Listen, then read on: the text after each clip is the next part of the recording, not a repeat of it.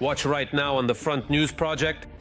Crimea in flames. Hundreds of explosions. The military infrastructure of the temporarily occupied peninsula has been attacked. Nuclear Chernobyl in the arsenal of the Russian army. Putin threatens the world with the Burevestnik missile.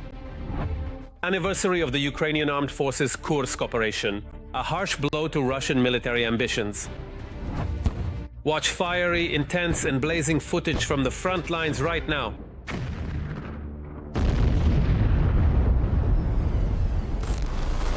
It's the fourth year of the full-scale war that Putin's Russia started on Ukrainian soil. The Ukrainian armed forces continue to heroically defend not only their homeland, but the entire civilized world from the aggression of Kremlin war criminals. Greetings, this is Front News. I'm Volodymyr Tymoshenko. In the next 30 minutes, you'll get the truth about the war, uncovered by our journalists from the hottest combat zones. So, are you ready? Then let's get started.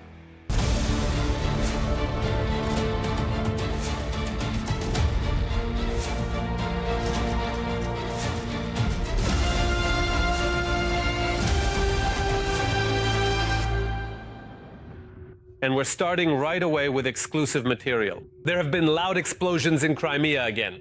The Kerch Bridge is closed once more. A traffic jam of thousands of cars has formed. Explosions were heard in the Krasnodar district, Jankoy, Vardieske, and near the Starokrimsky training ground. Russian air defense fired, not very successfully, at unknown targets. In addition, the Ukrainian armed forces struck one of the largest oil refineries in southern Russia and attacked railway facilities in the Volgograd region. By the way, speaking of railways, the Russians are transferring equipment to Belarus. And this comes amid reports that Lukashenko may impose martial law in the country. As you can understand, destroying Belarus's railway logistics is yet another legitimate target for the armed forces of Ukraine. All the details are in our report. I didn't want to get screwed. Wherever we go, there are shellings everywhere, damn it. Look! Yeah. What's over there behind the hill? There's probably some kind of base there. Yeah, that's air defense over there. They hit all the positions. This is a comment from an eyewitness to the strike on Russian military facilities in Crimea. The video shows an explosion near Sudak, and that's not the only target the Ukrainian armed forces hit on the temporarily occupied peninsula. Explosions also occurred in the Krasnoperekopsky district, Jankoy, Gvardeyskoye, and near the Starokrimsky training ground. Non-stop, Russian air defense tried to hit targets in the Saki district. Traffic jams of thousands of cars formed on the Kerch Bridge, which was closed off during the night without any explanation. In Russia's Krasnodar Krai, on the night of August 7th, drones struck the Afipsky oil refinery. The operational headquarters of Krasnodar Krai reported that as a result of UAV debris falling on the refinery, a technological unit for joint processing of gas and gas condensate caught fire. As a result, the fire covered an area of 250 square meters. Strikes on the Afipsky oil refinery effectively put a pause on the supply of fuel, lubricants and motor oils to the occupying army. It should be noted that this is not the first attack by Ukrainian drones from the main intelligence directorate of the Ministry of Defense of Ukraine on this refinery. As of today, it is known that a technological unit for the joint processing of gas and gas condensate caught fire. The fire was assigned a fourth level of difficulty. The governor of Krasnodar Krai also reported that drones attacked Slavyansk on Kuban. Later, the Telegram channel Astra, citing local residents, reported that after the UAV attack, military unit 61661 in Slavyansk on Kuban was on fire. In addition, a drone attack was repelled in the waters near Novorossiysk, where the Novorossiysk fuel oil terminal and the Transneft terminal are located. According to Astra, in the Krasnodar region, fragments of a UAV damaged the overhead contact system on the railway, resulting in train delays. Meanwhile, the military regime is now officially planned to be adopted in Belarus as well. Preparations for the Russian-Belarusian exercises Zapad 2025 are already in full swing there, and even laws are being rewritten that could introduce martial law in the country. At the moment, Lukashenko is trying to maintain his agency in decision-making and will not allow the Russian Federation to drag the Republic of Belarus into a possible military confrontation with Ukraine. Therefore, the introduction of this bill is a preventive measure by Lukashenko to preserve his regime of absolute power. Under the cover of the exercises, the Russian-Belarusian alliance has already caused a lot of trouble, which the Belarusian dictator is unlikely to be able to hide. For example, from January to April 2022, tens of thousands of Russian soldiers and hundreds of tons of equipment passed through the territory of Belarus. During this time, the Belarusian railway transported 11,189 wagons with military cargo, with a total weight of more than 225,000 tons, including 730 wagons carrying personnel. These transports were carried out under the cover of the joint exercises Union Resolve 2022. After these exercises ended, Russian troops did not leave Belarus. On the contrary, it was from here that the offensive on northern Ukraine began. At present, the United States is pursuing a policy aimed at removing the Republic of Belarus and consequently the Lukashenko regime from the military political influence of the Russian Federation. Accordingly, this also includes political signals indicating that the United States will give Lukashenko an opportunity to take a break from Moscow's military political pressure, as well as the lifting of certain sanctions at the moment when Belarusian enterprises enter the global market and sell their products directly to end consumers without the Russian Federation acting as an intermediary. At present, the Belarusian railway is under sanctions only from Ukraine and Canada. Formally, the transportation for military aggression was arranged as a commercial transaction, but in reality, all logistics were centrally managed by the Russian Ministry of Defense in close coordination with the Belarusian Ministry of Defense. Other companies are also involved in the deal, such as Belintatrans, Promdetal, and Polsa. Of these, only Belintatrans has come under sanctions. Sanctions from Ukraine.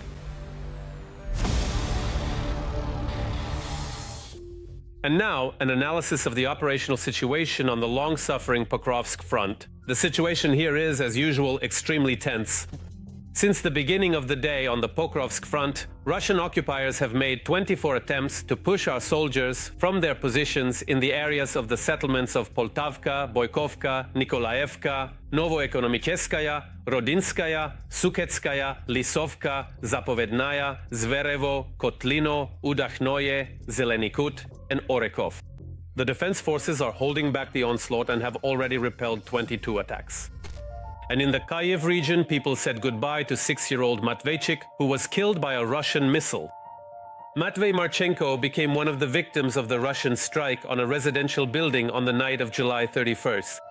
What did little Matveika admire and dream about before the Russians took his life? TSN journalist Natalia Tkachuk will tell you more about this. May he rest in the kingdom of heaven and find peace among the saints with Christ. With flowers and toys near the small coffin, dozens of people gather, parents, relatives, friends, acquaintances, and strangers.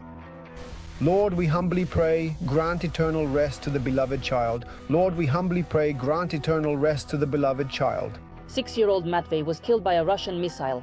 That's it. All that's truly missing now are the hangers for everything. Matvei Marenko's life was cut short by a Russian missile strike on a residential building in the capital on the night of July 31st. The Marenko family's apartment was on the 6th floor. As a result of the strike, the blast wave destroyed the wall in the children's room. The debris pinned 6-year-old Matvei to his bed. The parents and neighbors tried to lift the slab themselves, but it was useless. Rescuers managed to pull Matvei out from under the rubble of the destroyed entrance unconscious, but still alive. For more than an hour, doctors tried to resuscitate the boy, but due to his injuries, Matvei's heart stopped.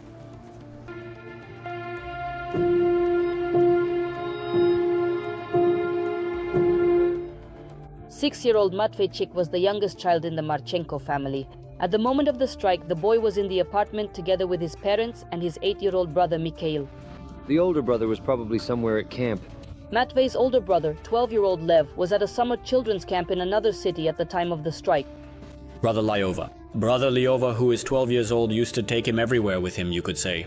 And everyone knew Matvei, everyone talked to Matvei, and Matvei was always doing something fun and good, joking in a childlike way, but everyone just wanted to hug him all the time. He was simply the soul of the group. Igor Efimenko, Matvei's karate coach. That's him next to the boy in the photograph that went around the world on July 31st. The coach says the photo was taken in May of this year, on one of the happiest days for little Matvei. He won a gold medal at the competition. He was a very diligent child, who didn't look his age, 6 years old, but whose mind was much older. He wasn't just a child, he was pure gold. He got along great with everyone, made friends easily. He never had conflicts with anyone. He always played with everyone before and after practice. But during practice, he was completely focused.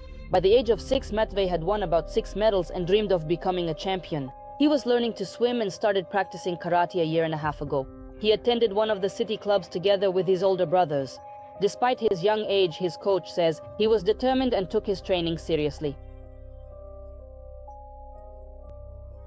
Matvei was an obedient, kind child who simply dreamed of winning everything and everyone. He dreamed of earning as many medals as possible. I can say that Matvei was a sunny child. Matvei's parents are not yet able to talk about what happened. At the moment, it is impossible to live in the apartment where the family lived, says the coach. That's why the sports club where Matvei trained is raising money for them to get a new home. Matvei was buried in his father's native village in the Kyiv region. In total, as a result of the missile attack on the capital on July 31st, 31 people were killed, 5 of them children. The youngest was only 2 years old.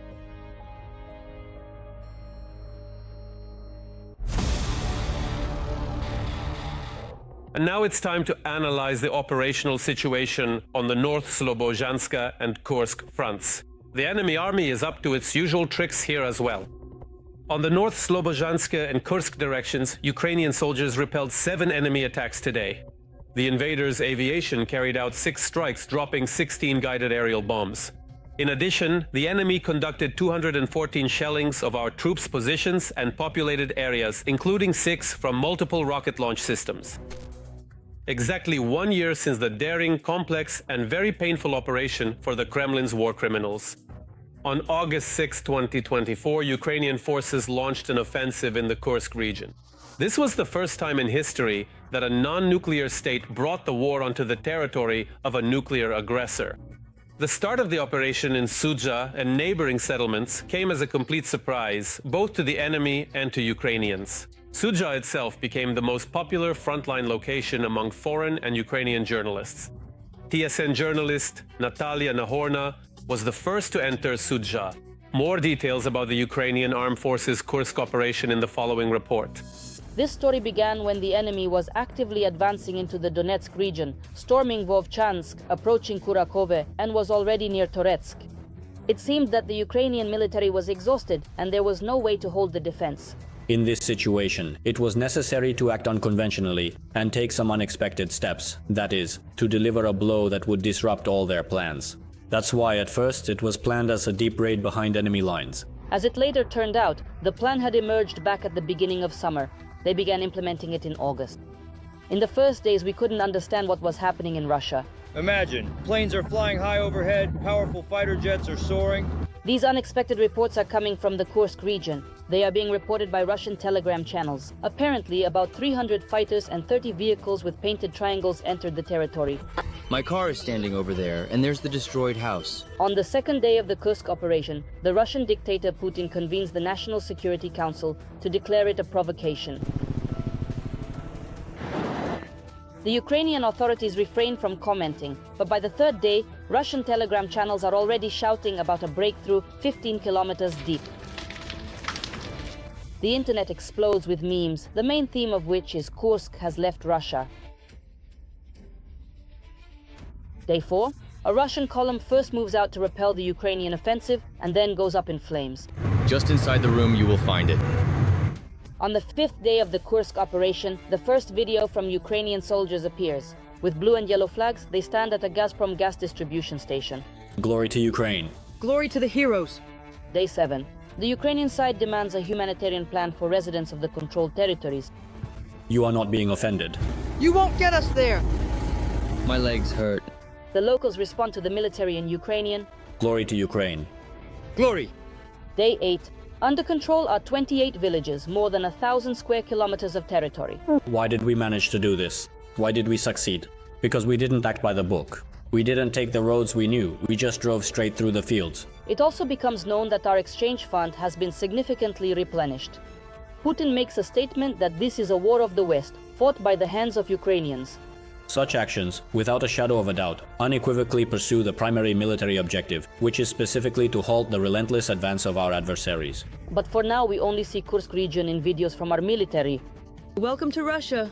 I stopped by Pyaterochka, and I have to say the selection isn't great. At first this was planned as a deep raid. TSN enters Sudza on the 9th day of the operation. Nothing can stop an idea whose time has come. We see a burned-out convoy, but the settlement itself is unharmed, and we meet the locals. They hid in the basement. Right now, only civilians remain in this basement, hiding from airstrikes.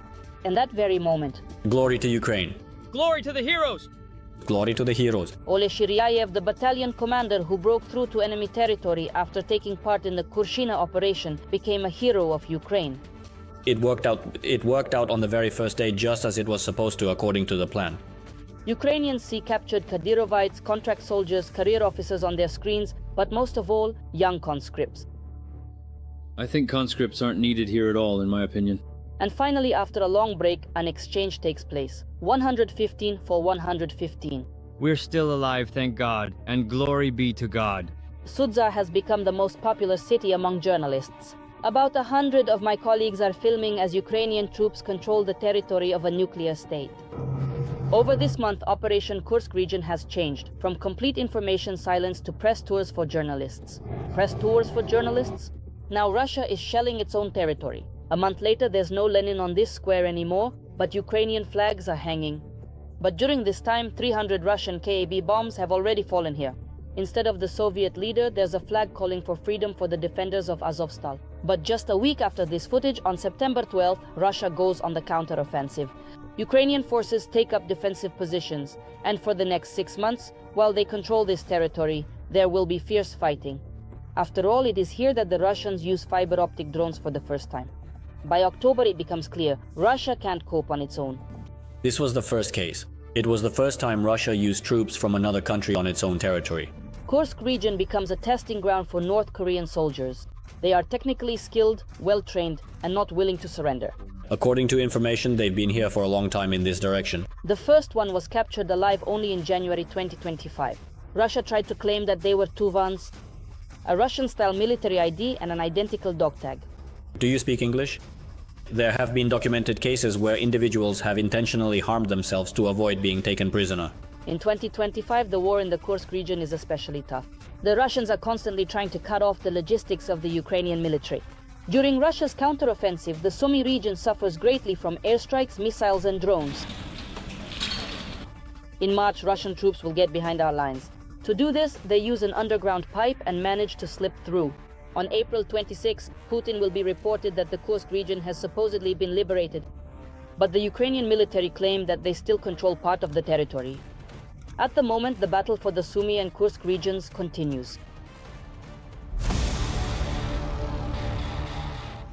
And now we move to the Lyman and Siversk directions of the front. The enemy army's bloody rampage continues here as well. In the Lyman direction today, the invading army carried out 15 attacks on Ukrainian positions in the areas of the settlements of Zelenaya Dolina, Karpovka, Yampolivka, Kolodyazi, Torske, as well as towards Serebryanka, Hrihorivka, and Olhivka. 7 clashes are still ongoing. In the Siversk direction, Russian units attempted 4 times to advance on our troops' positions in the areas of Hrihorivka and Fedorivka. 2 clashes are still ongoing. Russia is once again brandishing its nuclear club, this time with the Burevestnik missile, which is being called a nuclear Chernobyl. These Kremlin plans are evidenced by increased activity at the Pankovo test site on the Novaya Zemlya archipelago. We will talk about yet another attempt by the Russian Federation to escalate the nuclear standoff.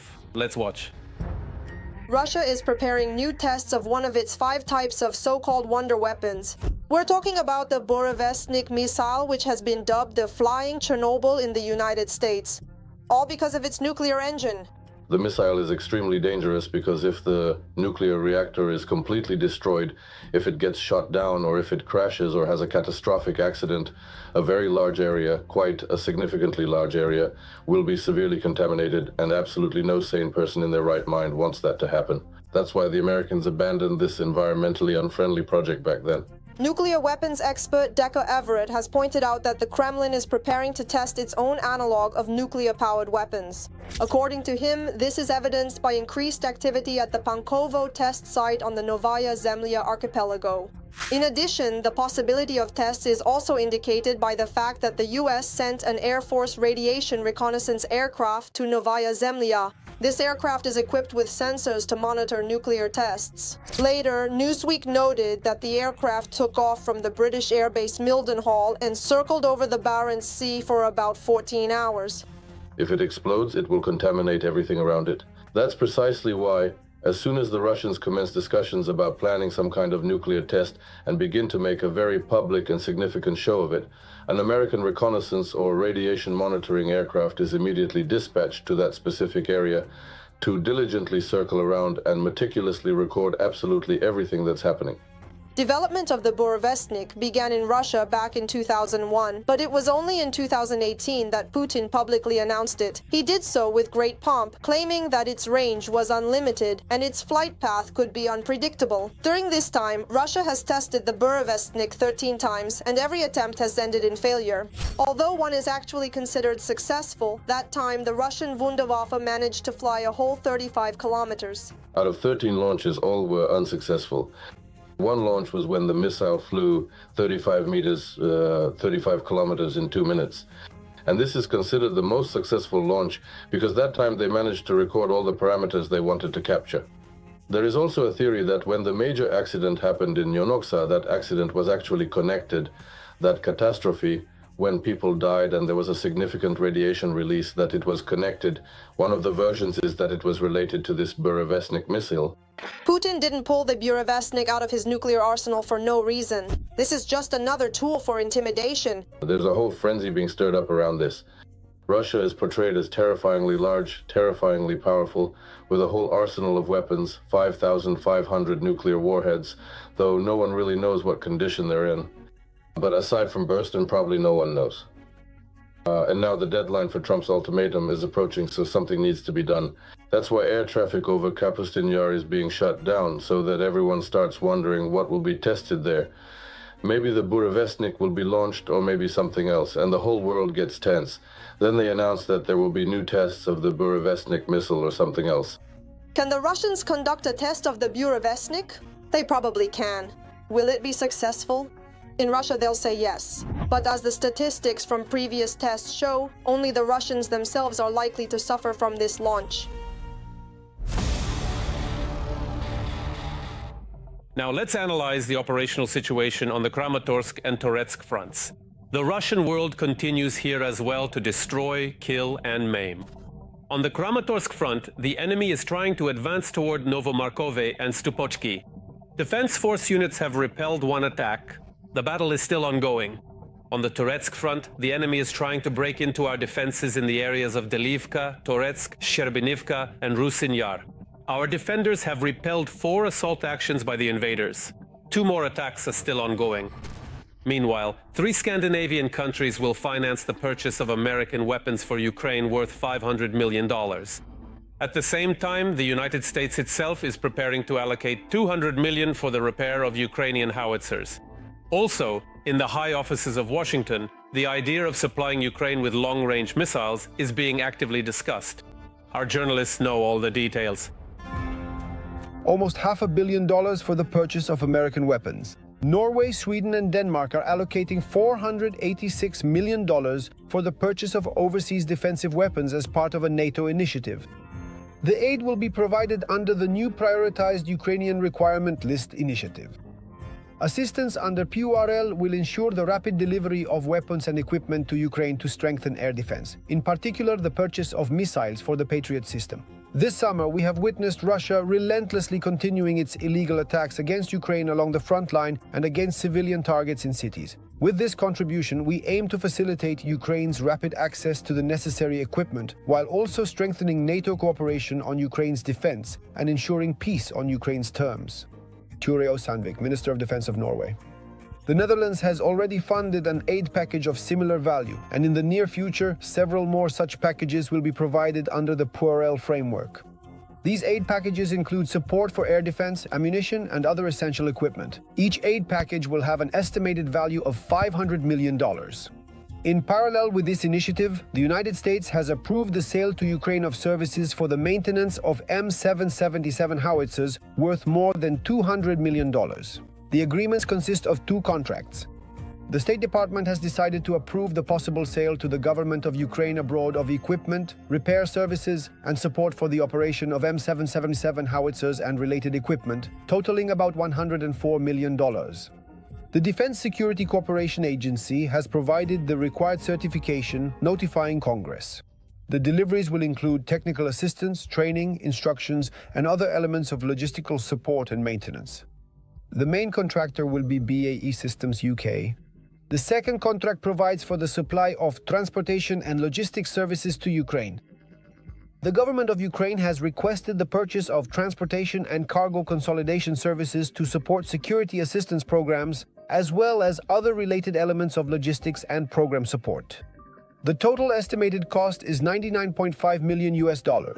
The proposed sale will contribute to achieving the foreign policy goals and national security objectives of the United States by enhancing Ukraine's ability to provide for its own defense.